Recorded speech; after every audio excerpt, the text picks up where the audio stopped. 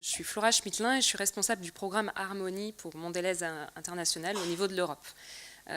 Donc juste un mot pour Mondelez International parce que c'est peut-être pas connu, vous connaissez peut-être pas le groupe, mais en revanche les marques doivent forcément vous parler. Lu, Belin, Milka, Côte d'Or, Hollywood, voilà, c'est ces produits-là que le groupe commercialise. Et donc là je vais vous parler spécifiquement du programme Harmonie qui est notre programme de développement durable autour de la culture du blé. Juste un petit mot sur Mondelez. On a une stratégie qui est le snacking made right, ce qui ne se traduit pas vraiment en français, fait de la bonne manière, notamment sur l'approvisionnement des matières premières. Et on a notamment 2 programmes propriétaires qui sont Cocoa Life et Harmonie, qui sont autour de la culture du cacao et du blé. Et l'objectif dans ces programmes, c'est vraiment à la fois de sécuriser les matières premières, de réduire l'empreinte environnementale carbone et eau, principalement. Et du coup, le programme Harmonie, il a vraiment été créé vraiment avec cette volonté. En 2007, en fait, on a réuni les collaborateurs de l'entreprise et on leur a demandé effectivement de réfléchir à des projets porteurs de sens pour l'entreprise, dont la volonté de vraiment réduire l'empreinte environnementale de nos produits. Donc ce qu'on a fait à ce moment-là, c'est qu'on a fait une analyse de cycle de vie de nos produits et on s'est rendu compte que 70% de notre empreinte environnementale provenait des matières premières. Et comme de très loin, notre première matière première en volume, c'est le blé, c'est pour ça qu'on a lancé un programme de développement durable autour de la culture du blé, qui repose sur 3 engagements principaux. D'abord, le fait de travailler en partenariat avec des agriculteurs qui sont situés le plus proche possible de nos usines de fabrication. Donc aujourd'hui, en France, on travaille avec 1500 agriculteurs partenaires.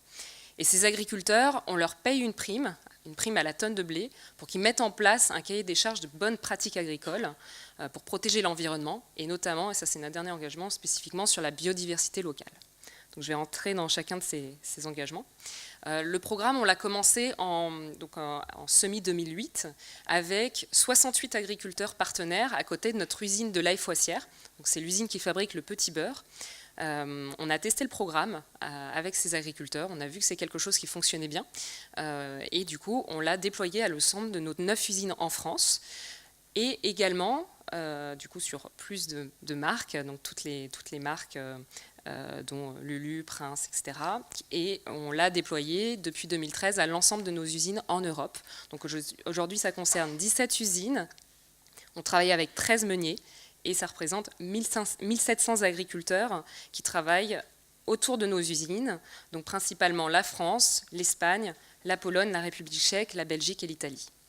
On a annoncé l'objectif en 2022 de couvrir 100% de nos besoins Mondelez en blé Harmonie. Donc c'est pour ça qu'on parlait beaucoup blé Lu Harmonie, c'est aujourd'hui beaucoup plus large que ça, puisqu'on l'étend progressivement à l'ensemble de nos produits Mondelez. Aujourd'hui, on est à peu près à 60% de nos volumes Europe qui sont couverts avec du blé Harmonie. Donc, comme je vous disais, ces agriculteurs, on leur paye une prime à la tonne de blé pour qu'ils respectent le cahier des charges Harmonie, qui est donc un ensemble de bonnes pratiques agricoles. Donc le principe, c'est vraiment de mettre le blé dans les meilleures conditions pour réduire le plus possible l'usage des pesticides via la réduction du risque maladie. Donc par rapport à ça, on va sélectionner des semences résistantes. Donc, nous, on utilise une trentaine de variétés de blé pour répondre à nos besoins de biscuitiers, qui sont très différentes, avec des propriétés très différentes de celles du pain, par exemple. On va sélectionner un certain type de précédent cultural, interdire un certain type de précédent cultural, comme par exemple le maïs. On va demander un certain type de rotation des cultures. Donc, tout ça étant vraiment dans l'objectif de réduire le risque maladie. Et si des maladies effectivement se développent, on demande à nos agriculteurs d'utiliser notamment des outils d'aide à la décision et de ne traiter qu'en dernier recours et de manière ciblée. L'idée, ça va être aussi, avec la charte Harmonie, de réduire les gaz à effet de serre, notamment en réduisant l'usage des fertilisants.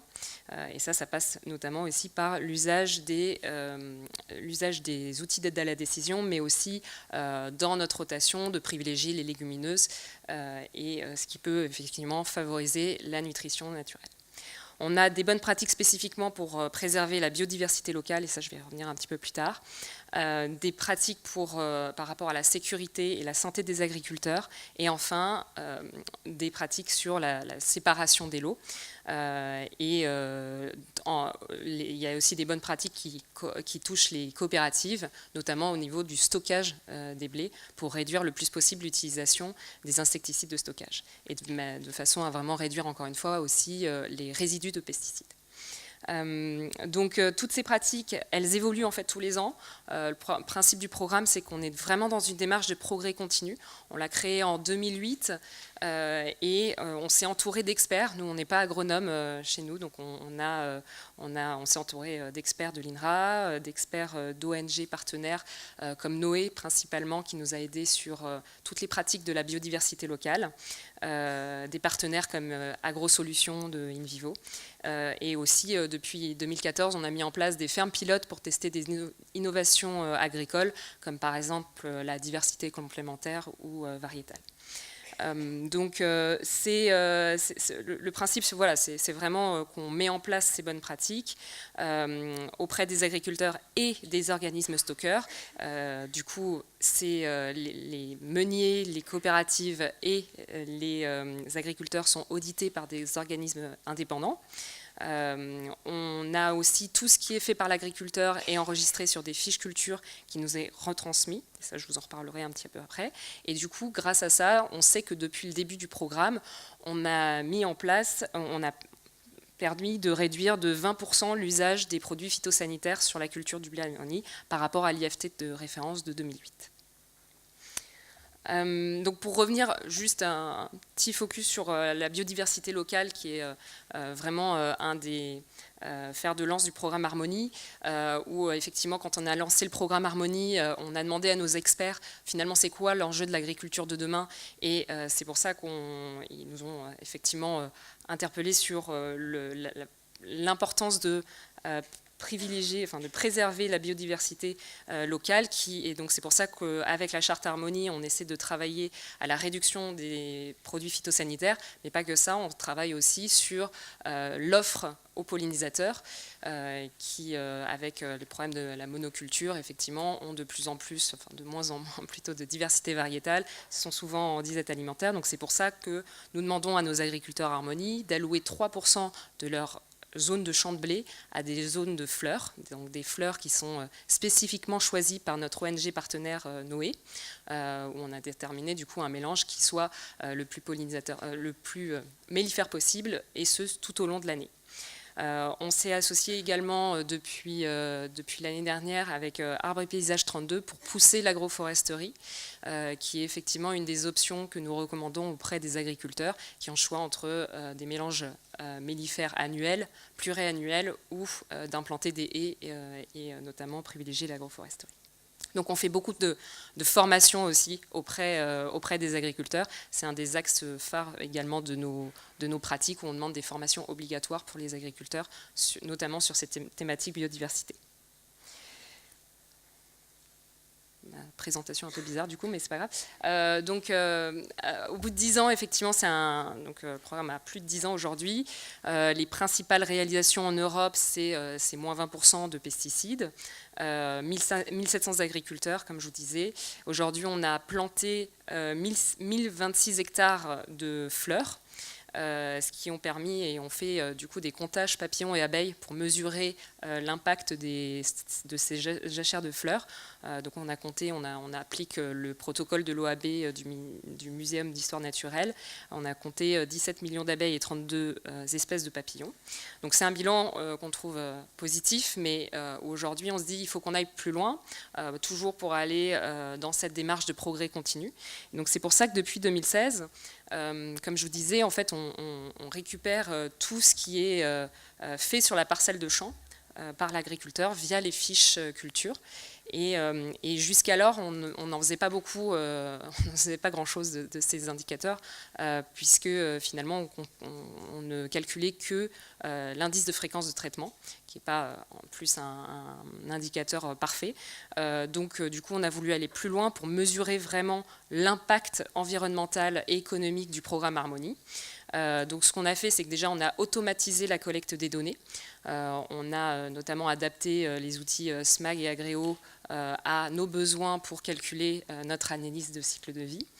On a du coup mis en place avec AgroSolutions, donc filiale d'Invivo, tout un tas d'indicateurs, donc 12 indicateurs de performance environnementaux mais aussi économiques. Donc typiquement on va calculer donc, effectivement l'indice de fréquence de traitement, la balance globale azotée, l'acidification terrestre, les gaz à effet de serre, tout ce qui est aussi marge brute pour l'agriculteur, avec et sans prime. Et ça, c'est important, donc à la fois pour mesurer notre impact. Donc aujourd'hui, je ne vous présente pas les chiffres parce qu'on est sur 2 années et on se laisse vraiment suffisamment de temps pour vraiment valider et renforcer les chiffres qu'on va présenter plus tard. Mais dans cette méthodologie, ce qui a été important aussi, c'est pas juste de calculer les indicateurs, c'est aussi de pouvoir le comparer. Pas forcément de pouvoir le comparer d'une année sur l'autre, parce qu'avec les conditions météorologiques, ça peut complètement varier. Là, c'est vraiment de pouvoir comparer des agriculteurs Harmonie qui sont situés, par exemple, sur la région dans le Poitou-Charentes, avec des agriculteurs non Harmonie qui sont situés dans cette même région. Et donc, c'est ce qu'on a fait avec AgroSolutions, c'est qu'on a mis en place aussi une base de référence qu'on a calculée grâce à eux des bases de données qu'ils avaient, et on l'a vraiment spécifié avec du blé meunier, puisqu'on ne conduit pas du tout de la même manière une parcelle pour à destination des animaux et à destination humaine. Donc c'était important aussi de pouvoir comparer ce qui était comparable. Donc aujourd'hui, c'est pour ça qu'on calcule tous ces indicateurs en les comparant vraiment à cette base de référence, de façon à vraiment voir les impacts du programme Harmonie. Aujourd'hui, ce qu'on a vu, c'est que effectivement, on a des impacts positifs à la mise en place de la démarche Harmonie, qu'il peut y avoir des disparités assez fortes entre les différents agriculteurs. Donc ça, c'est aussi des choses sur lesquelles nous, ça va nous permettre de travailler encore sur le programme pour que ce soit encore plus efficace.